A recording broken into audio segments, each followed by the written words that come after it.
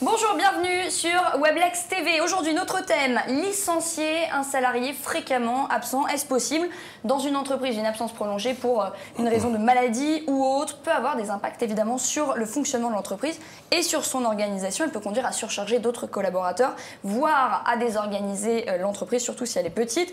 Pour en parler avec nous aujourd'hui, Françoise Levéziel, avocate chez Horatio, et Jean-François Mingui, juriste chez Weblex. Bonjour à tous les deux. Alors, on va voir si l'employeur peut décider ou non de remplacer le collaborateur en le licenciant purement et simplement. Première question, elle s'adresse à vous Françoise. Il me semble que par principe, le licenciement d'un salarié ne peut pas être prononcé pour un motif discriminatoire et la santé eh bien, figure normalement au nombre de ces motifs interdits. Est-ce que vous pouvez nous en dire plus? Oui, tout à fait Clotilde. Je confirme qu'un employeur n'est pas autorisé à licencier un salarié en arrêt de maladie pour ce seul motif. Il ne peut pas licencier un salarié en raison de son état de santé. Ce serait jugé discriminatoire comme vous l'avez dit. Et on peut dire que le contrat de travail est simplement suspendu pendant cette période. Alors que se passe-t-il si un employeur fait face finalement à l'absence prolongée d'un salarié en arrêt maladie? Est-ce qu'il dispose d'un recours pour le remplacer? Jean-François Mingui. Alors effectivement, avant d'envisager un licenciement pur et simple, il faut signaler que l'employeur qui est confronté à ce type de cas de figure peut envisager de recourir au CDD ou à l'intérim. Il faut rappeler que le recours au CDD ou à l'intérim est parfaitement autorisé par la réglementation pour assurer le remplacement d'un salarié absent.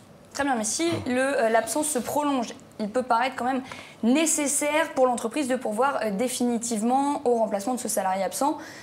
Dans ce cas, est-ce qu'un licenciement peut être envisagé? Alors, la réponse est positive. L'interdiction de licencier un salarié en arrêt maladie n'est pas absolue.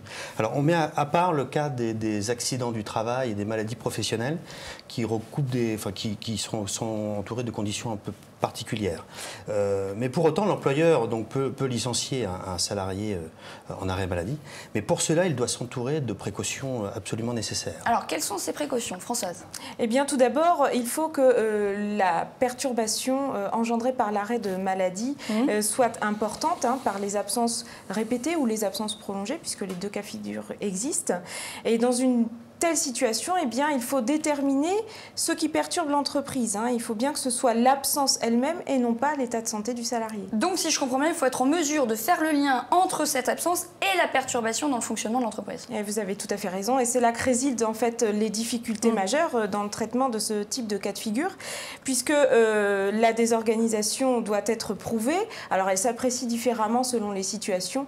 Il est bien évident qu'elle sera plus facile à définir sur des postes stratégiques. Ou aussi sur des entreprises de petite taille au sein desquelles les absences sont encore plus perturbantes.